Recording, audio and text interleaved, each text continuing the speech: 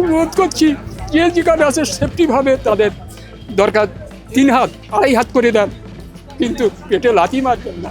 এখন আমাদের এমন অসুবিধা যে আমরা যে দুটো একটু চা কিনে কোথা দিয়ে খাবো সেই অবস্থা আমাদের নেই।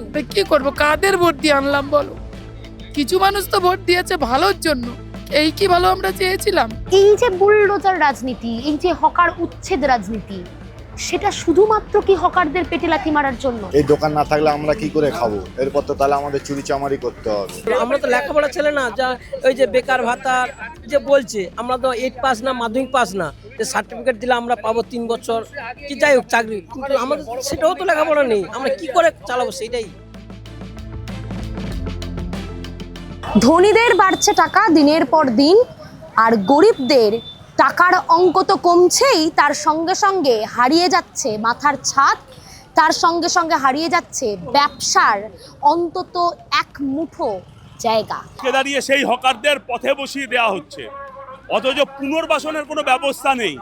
আজকে এই মানুষগুলো রুটি রুজি জীবন জীবিকার জন্য হকারির পেশা বেছে নিতে বাধ্য হচ্ছে। ওটা একটা পেশা, কিন্তু সরকার তাদের কোনো বিকল্প কর্মসংস্থানের ব্যবস্থা করতে পারেনি। এই বিকল্প কর্মসংস্থানের ব্যবস্থা করতে না পারা সরকারের ফেলিওর, আর নিজেদের অপদার্থতা আড়াল করতে এই গরিব মানুষের জীবন জীবিকার ওপর পেটে লাথি মারা, এটা কোনো বিকল্প হতে পারে না, এটা কোনো অল্টারনেটিভ হতে পারে না। শিয়ালদার সঙ্গে সংযোগকারী দমদম জংশন বলা হয় স্টেশনকে, সেই স্টেশনের ছবি আজ ঠিক এরকম। কেন, কি কারণ?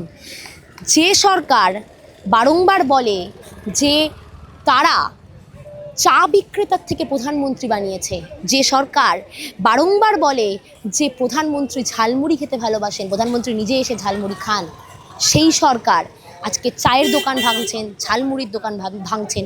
আচ্ছা আপনারা বলুন, যে আজ যারা নিত্য নৈমিত্তিক যাতায়াত করেন, অর্থাৎ রোজ যাতায়াত করেন এই স্টেশন দিয়ে, তাদের পক্ষে সম্ভব এই ওয়াও মোমো থেকে 100 টাকার বেশি মোমো খাওয়া দাম দিয়ে? বা সম্ভব যে ক্রিমস বা বিভিন্ন ধরনের আরও বড় বড় দোকানই সামনে রয়েছে, এবং আরও এই দমদম স্টেশনের অনতি দূরে ট্রেন্ডসের দোকান রয়েছে, সম্ভব? কজন কেনেন ট্রেন্ডস থেকে জামা কাপড়? কজন কেনেন এই ওয়াও মোমো থেকে মোমো? কজন কেনেন ক্রিমস থেকে প্যাটিস?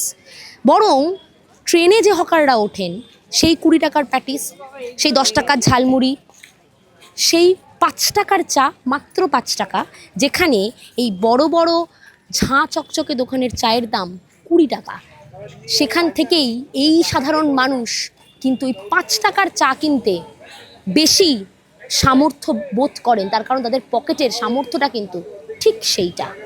দিদি, এই যে পরিস্থিতি, আপনি তো এখানকার ব্যবসায়ী, কত বছর ধরে এখানে ব্যবসা করছেন? 30 বছর।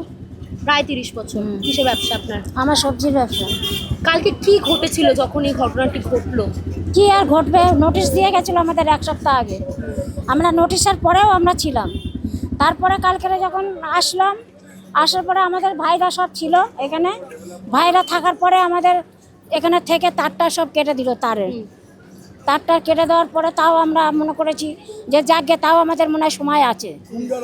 তারপরে এসে রাত্রির 1টা-1:30টার সময় এসে সব উৎপাত করে মেয়ে ছেলেদের সব লাঠি চার্জ করে দৌড়াদৌড়ি করে মারধর করে সব বেরিয়ে গেল, এবং আপনাদের দোকান সমস্ত তুলে দেওয়া হলো? সব তুলে দিলে কি হয়তো গুঁড়ো করে দিয়েছে, সব দোকান সব গুঁড়ো করে দিয়েছে, আমাদের কোনো চার্জই দিল না, কোনো বলার চার্জ দিল না, না কিছু করার চার্জ দিল। এখন আমাদের এমন অসুবিধা যে আমরা যে দুটো একটু চা কিনে কোথা দিয়ে খাবো সেই অবস্থা আমাদের নেই। আমাদের এমন অবস্থা, বাড়িতে আমি থাকি ভাড়া বাড়ি, আমার দুটো ছোট ছোট বাচ্চা আছে, পড়াশোনা করে, আমি যে কী করে খাবো আমি নিজেও জানি না, কি করে আমি চালাবো সংসার জানি না আমরা। আমার ওই দোকানের উপরেই সব চলতো। এই বড় বড় দোকানগুলোকে ব্যবসা করানোর জন্যই কি আজকে এই ধরনের পদক্ষেপ বলে মনে হচ্ছে? না, এদের নজর আমাদের ওপরেই। সাধারণ মানুষের উপর কেন, কি কারণ? এরাই জানে দিদি, আমরা জানি না কেন আমাদের ভোট দিয়ে সরকারকে এনেছে, তারা আমাদের সঙ্গে কেন এরা অত্যাচার করছে আমরা বুঝতে পারছি না। বড় দোকানে ইনকাম হবে না, আমাদের অত্যাচার হয়ে গেছে, এখন আর বড় দোকান চলবে সব। আমাদের 1 কাপ চা 5 টাকা, ওখানে 1 কাপ চা খেতে গেলে 15 টাকা, ওর জন্যই আমাদের তাড়ানোর সিস্টেম হয়েছে।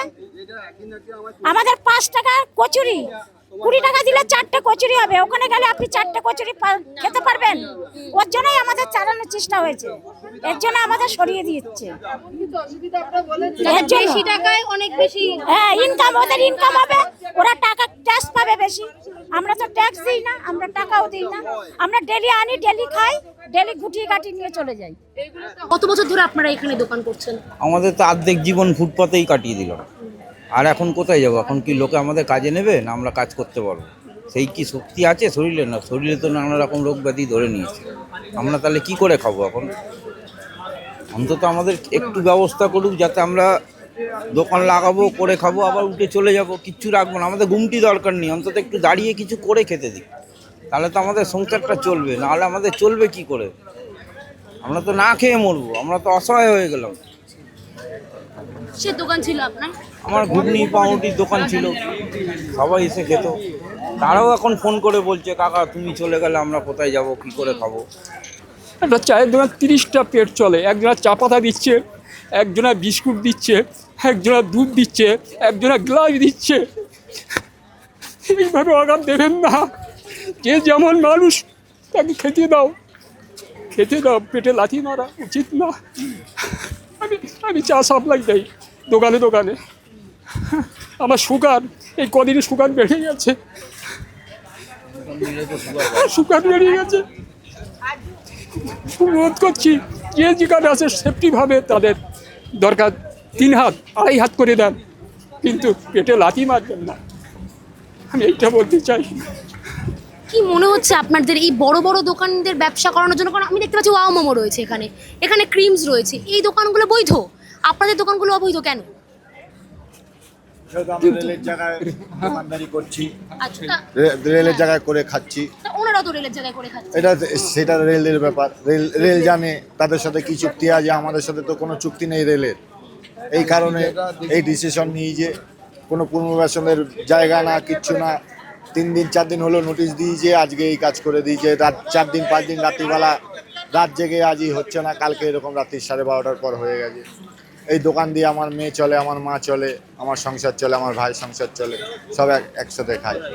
এই দোকান না থাকলে আমরা কি করে খাবো? এরপর তো তাহলে আমাদের চুরি চামারি করতে হবে, এছাড়া আর কোনো রাস্তা নেই, এছাড়া আর কোনো কাজেরও ভালো জায়গা নেই। আপনারা রেল কর্তৃপক্ষের সঙ্গে কথা বলার চেষ্টা করেছেন? না, আমরা কি করে, আমাদেরকে তো পাত্তাই দেবে না কোনো। এটা যে বড় বড় বাবুদের ব্যাপার, আমরা লেবার মানুষ কোথায় কি করবো বলুন? প্ল্যাটফর্মে উঠতেই দিচ্ছে না। আচ্ছা, যে যেখানে প্ল্যাটফর্মে থাকতাম বা যেখানে ঘোরাঘুরি করতাম কাজের জায়গা, ওখানেই উঠতে দিচ্ছে না। তো দোকান নেই, কিসের জন্য উঠছে? যে কারোর একটা লাগেজ ফাগেজ নিয়ে এসে 2-3টে লাগেজ যদি বয়ে নিয়ে আসি, আজকাল 4টে যদি লাগেজ নিয়ে আসি 200 টাকা হতো, সেটাও করতে দিচ্ছে না। যে প্ল্যাটফর্মের দোকানে কী কারণে উঠছে? এবারে হকারি নেই, মানে কী বল, যে মোটিয়ার যে একটা কার্ড থাকে ওইটাও তো নেই না। আমরা পরে দোকানে কাজ করছি, ওরা অতটা গুরুত্ব দেয়নি। তারপরে যে পেটে যখন খাবারের পয়সা হচ্ছে না, মালিক আজকে দিল কালকে দিল, প্রশ্ন কোথায় দিয়ে দেবো বলুন? আপনি হলে দেবেন না ম্যাডাম, হ্যাঁ দেবেন না। কিন্তু এই যে আমরা যে বাবুরা নামে ট্রেন থেকে ধরো লাগেজ ফাগেজ নিয়ে উঠবো, হ্যাঁ নিয়ে নামবো, কিন্তু সেটাও করতে দিচ্ছে না। আচ্ছা, সেটাও করতে দিচ্ছে না? দেবে না কি তো, বলছে? দিচ্ছে না। টিটি বলছে ফাইন করবে, তোমার তো কার্ড নেই, তুমি কিসের জন্য মোটে এগ্রি করবে? শুনুন, বিজেপির রাজ্য সভাপতি শ্রমিক ভট্টাচার্য বলছেন যে বিজেপি ক্ষমতায় এসে গেছে মানে রাজ্যে টাটা আসবে, রাজ্যে শিল্প আসবে, এবং সেই শিল্প আনার দায়িত্ব কার? বিজেপির। এই শিল্পের হাল, অর্থাৎ বড় শিল্প আসুক কিন্তু ক্ষুদ্র শিল্পকে মেরে, এটাই কি বিজেপির এখনকার ন্যারেটিভ? এটাই কি বিজেপির এখনকার দাবি? আচ্ছা, এই যে পরিস্থিতি, অর্থাৎ ক্ষুদ্র শিল্প, হস্তশিল্প, সেগুলি কি আর বাংলায় থাকবে না? কিন্তু এই বাংলা তো হস্তশিল্পের জায়গা, এই বাংলা তো ক্ষুদ্র শিল্পের জায়গা। ক্ষুদ্র শিল্প দিয়েই তো এই বাংলার মানুষের রোজগারের পেট চলে। যারা দৈনিক মজুরিতে কাজ করেন, অর্থাৎ যারা এই 100, 200, 300 টাকায় কাজ করেন, তারা আজ এই স্টেশনের চত্বরে এসে খাবেন কি? খাবেন 30 টাকার চা, খাবেন আরও বেশি বেশি টাকা দিয়ে প্যাটিস, বেশি বেশি টাকা দিয়ে কেক, বেশি বেশি টাকা দিয়ে মুড়ি খাবেন। তারা চলবেন কি করে? আচ্ছা ভাবুন তো, যারা রোজ এই দৈনিক মজুরিতে কাজ করেন, অর্থাৎ তারা যখন এই দমদম স্টেশন দিয়ে যাতায়াত করবেন, তারা আজকে জল কিনতে যাবেন কোথায়? স্টেশনের তো প্রত্যেকটা দোকান একেবারে বুলডোজার দিয়ে তুলে দেওয়া হয়েছে। অর্থাৎ এই যে বুলডোজার রাজনীতি, এই যে হকার উচ্ছেদ রাজনীতি, সেটা শুধুমাত্র কি হকারদের পেটে লাথি মারার জন্য, নাকি ঠিক পাল্টা গরিব মধ্যবিত্ত মানুষদের পেটে লাথি মারার জন্য? কারণ তারা তো সেই স্টেশন চত্বরে 10 টাকার জল কিনেই খান। তারা নিশ্চয়ই ট্রেন থেকে নেমে স্টেশন থেকে বেরিয়ে এসে একেবারে রেল স্টেশন চত্বরের বাইরে গিয়ে জল কিনে খাবেন না। নিশ্চয়ই তারা সেই জায়গা থেকে জল কিনে এসে আবার ট্রেনে উঠবেন না। তাহলে তাদের ভবিষ্যৎ কী হবে? ফুচকা খাবেন না মানুষ? তারা যখন আসবেন তারা খাবেন না? অর্থাৎ বারবার এই প্রশ্নটা উঠছে যে হকারদের ভবিষ্যৎ নিয়ে তো প্রশ্ন থেকে যাচ্ছে, তাদের পুনর্বাসনের ব্যবস্থা নিয়ে প্রশ্ন থেকে যাচ্ছে, কিন্তু সাধারণ গরিব খেটে খাওয়া মানুষ যারা এই হকারদের ওপর নির্ভরশীল সমানভাবে, তাদের কি হবে? তাহলে সেই বড় লোকের ঢাক বাজাতে গিয়েই কি আজ গরিব লোকের পেটে লাথি মারছে সরকার? অনেকে হয়তো বলবেন, অনেকে হয়তো কমেন্টেও বলবেন যে এই যে উচ্ছেদ, এগুলো তো বেআইনি ছিল, তাই জন্য উচ্ছেদ করে দেওয়া হয়েছে, ঠিক কাজ করেছে। অবশ্যই বেআইনি উচ্ছেদ।